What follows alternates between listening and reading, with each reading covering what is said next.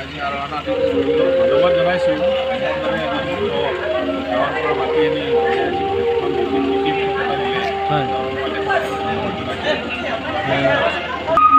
মই হাজোত অৱশ্যে কাম কৰিছিলোঁ হাজোৰ যিবিলাক স্কুল মহা ভিলেজ আছে স্কুল নিজে স্থাপন কৰি এতিয়া পৰ্যায়ত মানে পঢ়ালৈ উন্নত হৈছে সেইবিলাক মই আগভাগ লৈছোঁ ভাল অনুভৱ হৈছে মাতি আনি গুৰুত্ব দিয়াৰ কাৰণে।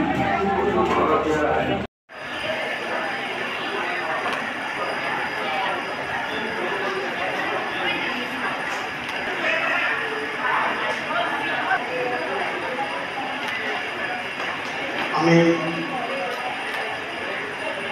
উত্তৰোত্তৰ কামনা কৰি কৰাৰ লগতে আজি বিশ্ববৰণ্য শিল্পী আজি ভূপেন হাজৰিকাৰ জন্মতিথি মই তেখেতক সুঁৱৰিছোঁ আৰু এইখিনিকে মই ভাষণ সামৰিছোঁ। মই আৰোহণ আৰ্টিষ্ট গিল্ডক মোৰ ফালৰ পৰা আন্তৰিক ধন্যবাদ জনাইছোঁ।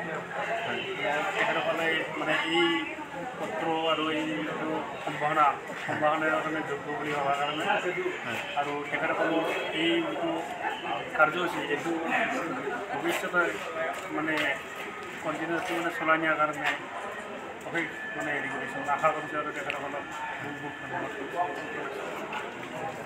তেখেতসকলে যিটো বঁটা কাৰণে মোক হেৰি কৰিলে মানে ব্যৱস্থা কৰিলে সেইটো আৰু মোৰ অনুপ্ৰেৰণাত আৰু ভৱিষ্যতত মানে বহুত মোক মানে ইনস্পায়াৰ কৰিব বুলি মই ভাবিছোঁ। মানে মই এই কথাটো ভবা নাছিলোঁ আৰোহণ আৰ্টিষ্ট গিলে যে এই কামটো কৰিলে গতিকে মোৰ ল'ৰাটোৰ নিশ্চয় কিবা কৰ্মদক্ষতা থকাৰ বাবে তেওঁলোকে তাৰমানে চিলেকশ্যন কৰিলে কৰি এখন চিঠি দিলে আৰু এই চিঠি মৰ্মে তেওঁক এই আৰোহণ বঁটাটো প্ৰদান কৰিলে।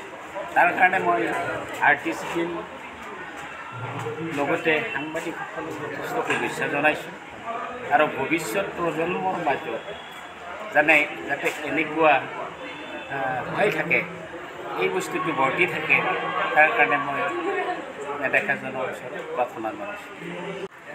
মই এই কথাটো ভবা নাছিলোঁ আৰোহণ আৰ্টিষ্ট গিলে যে এই কামটো কৰিলে গতিকে মোৰ ল'ৰাটোৰ নিশ্চয় কিবা কৰ্মদক্ষতা থকাৰ বাবে তেওঁলোকে তাৰমানে চিলেকশ্যন কৰিলে কৰি এখন চিঠি দিলে আৰু এই চিঠি মৰ্মে তেওঁক এই আৰোহণ বঁটাটো প্ৰদান কৰিলে। তাৰ কাৰণে মই আৰ্টিষ্ট গিল্ড লগতে সাংবাদিকসকলক যথেষ্ট শুভেচ্ছা জনাইছোঁ আৰু ভৱিষ্যত প্ৰজন্মৰ মাজত যাতে এনেকুৱা হৈ থাকে এই বস্তুটো বৰ্তি থাকে তাৰ কাৰণে মই নেদেখাজনৰ ওচৰত প্ৰাৰ্থনা জনাইছোঁ। জন্মদিনৰ লগত সংগতি ৰাখি আমি আৰোহণ আৰ্টিষ্ট গিল্ডে সুদূৰ 24টা বছৰ অতিক্ৰম কৰাৰ পিছত আজি 25টা বছৰত ৰূপালী জয়ন্তী বৰ্ষৰ শুভাৰম্ভণি অনুষ্ঠানটি আমি আজি অসম সাহিত্য বা প্ৰেক্ষাগৃহত অনুষ্ঠিত কৰিছোঁ।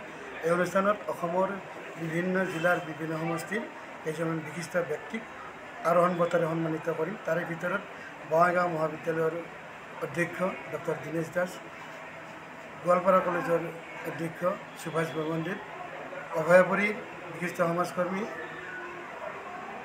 ৰুদ্ৰ কুমাৰ পাঠকদেৱ, মঙলদৈ মহাবিদ্যালয়ৰ অধ্যক্ষ ডক্টৰ কমলাকান্ত বৰাদেৱ আৰু বহুতো এনেকুৱা আমাৰ মাজত উপস্থিত থাকে যিকেইজন ব্যক্তিক আজি সমাজৰ চুকে কোণে ৰৈ আছে তেওঁলোকৰ প্ৰতিভা অগাধ।